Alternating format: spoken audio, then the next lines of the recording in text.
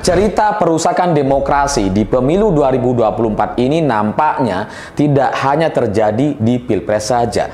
Kalau di Pilpres ada operasi bansos, operasi oknum-oknum gitu ya, operasi salah input data, operasi mengacak algoritma dan data-data atau persentase gitu ya. Tapi di Pileg DPR RI ini ternyata modus-modusnya jauh-jauh lebih canggih dibandingkan kecurangan di Pilpres. Karena dalam beberapa hari terakhir ini terjadi penambahan suara atau bahasa lainnya penggelembungan suara dari partai PSI. Karena suara mereka tiba-tiba naik drastis, naik tajam sekali, norak sekali gitu ya. Naiknya tuh kebanyakan gitu. Sampai orang-orang jadi curiga dan mempermasalahkan atau minimal mempertanyakan kenapa terjadi anomali atau keanehan yang semacam ini. Karena suara PSI yang semula hanya 2, hari ini kemudian menjadi 3, artinya sedikit lagi dia bisa lolos ke Senayan. Dan pembelaan-pembelaan yang disampaikan oleh orang-orang PSI, terutama orang-orang DPP, itu kemudian membuat kita semakin curiga bahwa mereka melakukan kecurangan. Karena pembelaan-pembelaan yang mereka sampaikan adalah pembelaan dari permasalahan yang tidak pernah kita permasalahkan. Karena dari pernyataan DPP mereka bilang bahwa partai lain juga ada kenaikan kok katanya. Yang dari quick count sekian, terus kemudian real count-nya sekian, ada juga penambahan suara. Kenapa hanya PSI yang dipermasalahkan, padahal kita tidak pernah mempermasalahkan perbedaan suara dari quick count dan real count KPU. Yang dipermasalahkan oleh banyak orang hari ini penambahan suara real count KPU milik partai PSI gitu. Kita nggak mempermasalahkan atau perbedaan dengan quick count yang dilakukan oleh lembaga survei. Nggak ada yang mempermasalahkan itu. Yang dipermasalahkan semua orang hari ini adalah penambahan suara di real count KPU yang nilainya, jumlahnya sangat-sangat luar biasa besar. Tidak sewajarnya. Bahwa kemudian PSI bilang bahwa ya yang namanya penambahan suara, partai-partai juga bertambah kok. Persentase itu bisa naik dan turun dan sebagainya. Iya gitu. Penambahan suara kepada semua partai itu pasti terjadi. Kenapa? Karena penghitungannya belum selesai. Kalau penghitungannya sudah selesai, kemudian terjadi penambahan, itu baru salah. Karena ini penghitungan masih terus berlanjut, maka pasti semua partai mendapatkan penambahan suara. Tapi sekali lagi, yang dipermasalahkan oleh kita semua adalah penambahan persentase dari PSI yang sangat-sangat tajam sekali. Karena kalau kita lihat dari sisi angkanya gitu ya, itu tidak normal. Ketika partai-partai yang lain dalam sehari naik 10.000, 11.000 atau hanya 5.000 suara per hari untuk Pileg DPR RI gitu ya, partai PSI hanya dalam kurun waktu 17 jam itu naik sampai 72.000.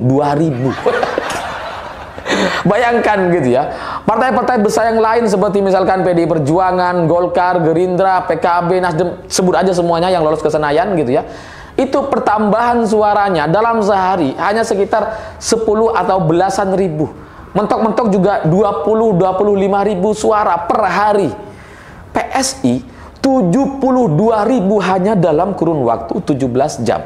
Dan secara total dalam 3 hari terakhir ini partai PSI mendapatkan penambahan suara sebesar 230.000 suara. Sekali lagi ini adalah suara real count KPU. Ini bukan perbandingan antara quick count dengan real count. Nggak ada. Yang kita permasalahkan adalah penambahan suara PSI yang begitu drastis, begitu tajam hanya dalam hitungan hari. Ya karena kalau partai-partai ini bersaing secara sehat, kalau suara-suara yang dihitung itu dihitung secara normal, maka perolehan suara yang sekarang di KPU sudah sudah dihitung lebih dari 50%, maka penambahannya itu pasti itu terpola, terbaca gitu. Kalau sehari-hari biasanya nambah 1.000, ya mereka akan nambah 1.000.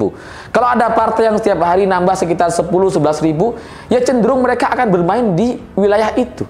Nah, PSI ini hanya dalam sehari, kurang dari sehari, nyampe kemudian 72.000 lebih penambahannya.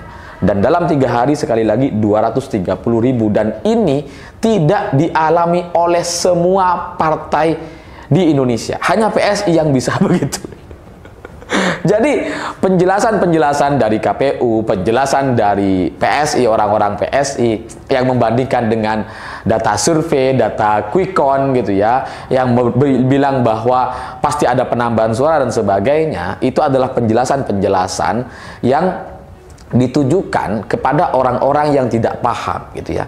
Jadi mungkin bagi PSI semua orang Indonesia itu bodoh sekali sampai kemudian mereka memberikan penjelasan yang tidak menjelaskan, memberikan penjelasan yang tidak pernah kita permasalahkan. Kita nggak pernah bermasalahin quick count kok malah dijelasin soal quick count gitu ya. Jadi kan semakin mencurigakan. Nah, sekarang gitu ya, di sisi lain cerita penggelembungan suara atau kenaikan yang sangat signifikan di partai PSI ini kemudian ini diketahui terjadi modus-modus licik yang terpola atau terjadi lebih dari sekali, karena trik liciknya ini kemudian dibongkar oleh banyak netizen kita yang sangat kepo sekali gitu, yang mencari data-data suara C1, formulir C1, dan kemudian terbukti ditemukan minimal di 3 TPS dari 3 formulir C1 itu terbaca modusnya sama. Suara PSI itu menggunakan suara tidak sah. Ini kocak nih, tapi juga canggih gitu ya. Canggih sekali ini, canggih lah, jauh lebih canggih dibandingkan kecurangan di Pilpres gitu ya. Karena menggunakan suara yang tidak sah ini adalah satu cara yang sangat-sangat brilian sekali. Jadi PSI itu di setiap TPS itu pemilihnya sekitar 2, 3 atau 1 gitu ya. Pokoknya 1 digit lah gitu ya. Sedikit sekali. Sementara suara tidak sah untuk pileg itu selalu 2 digit. Dan itu kita bisa lihat di TPS masing-masing atau coba kita ingat-ingat gitu ya. Pasti suara pileg di setiap TPS itu suara tidak sahnya itu lebih dari 1 digit, pasti 2 digit gitu. Nah, di 3 TPS ini kemudian ditemukan bahwa suara PSI itu yang cuma 1, 2, atau 3, atau 4, atau kecil sekali itu kemudian ditukar menjadi suara tidak sah. Sementara suara tidak sah yang selalu 2 digit itu dijadikan suara PSI. Ini brilian gitu ya. Ini brilian sekali, hebat emang PSI ini.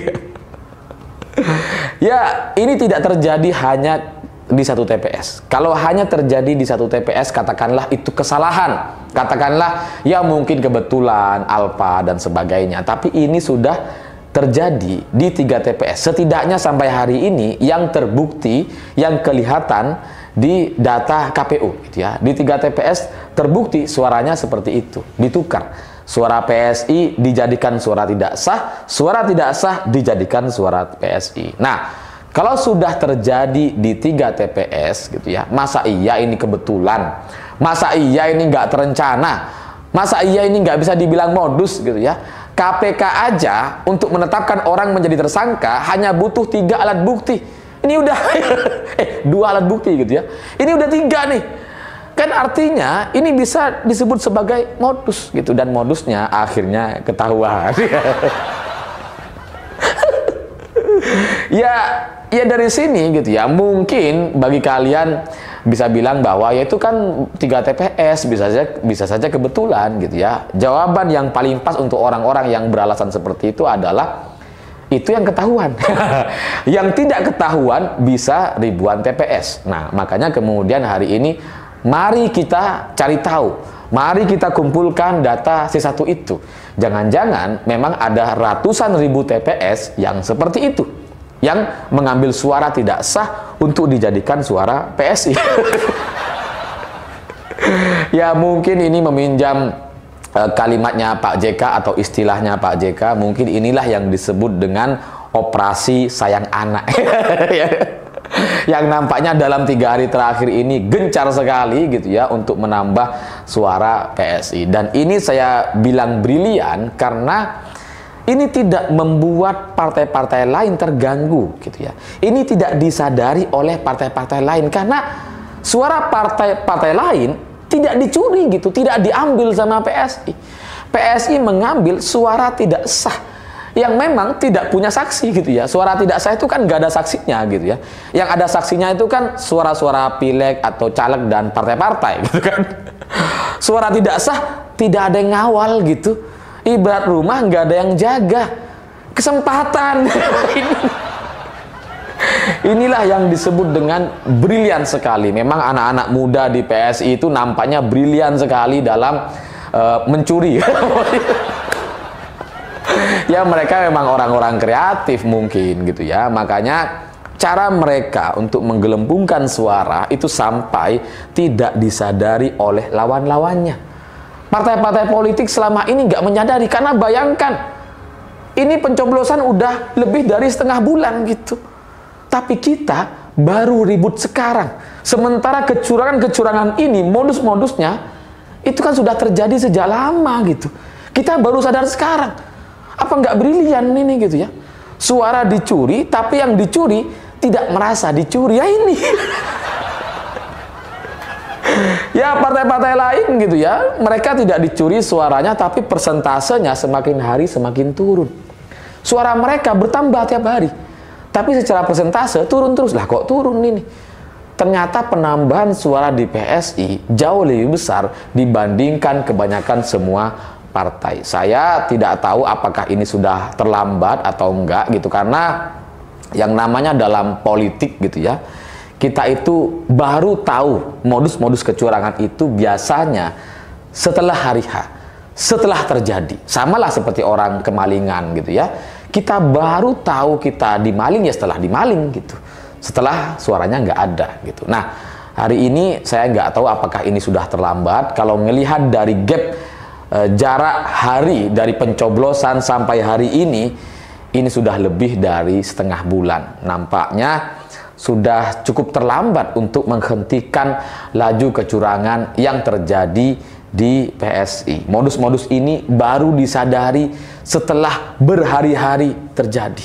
Hari ini rekapitulasi sudah sampai di tingkat kabupaten gitu ya, kabupaten dan kota.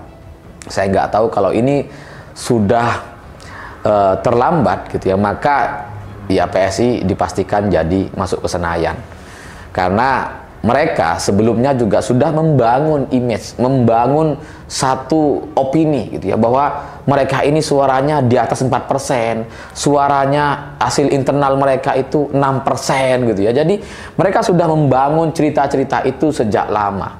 Jadi kalau kemudian nanti mereka lolos ke Senayan, mereka sudah siap dengan semua pertanyaan-pertanyaan kita. Oh, itu memang sesuai dengan survei internal kita. Oh, ini memang terjadi peningkatan suara dan sebagainya gitu. Tapi ya pada akhirnya saya percaya tidak ada modus kecurangan yang bisa disimpan lebih rapi dibandingkan kebenaran. Saya meyakini kalau PSI sampai lolos ke Senayan, maka semua partai, termasuk partai pendukung Prabowo seperti Gerindra, Golkar, dan PAN, itu pasti pada akhirnya akan bersuara.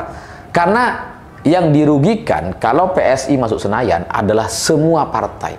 Karena pasti semua partai tergerus suaranya, termasuk Gerindra gitu ya. Ya PD Perjuangan jelas ya, sebagai partai yang coba dihabisi oleh Jokowi, jelas pasti berkurang gitu. Tapi partai-partai dalam koalisi juga pasti akan mengalami penurunan, dan inilah yang mungkin nanti akan menjadi satu titik bahwa hak angket di kecurangan pemilu itu akan menjadi berbeda, sama sekali berbeda dari peta politik hari ini. Dan itu sesuai dengan video saya sebelumnya, yang dimana saya mencurigai bahwa pada akhirnya Prabowo atau Gerindra juga akan menyetujui hak angket DPR untuk kecurangan-kecurangan pemilu. Saya pikir itu. Terima kasih sudah menonton. Begitulah kura-kura.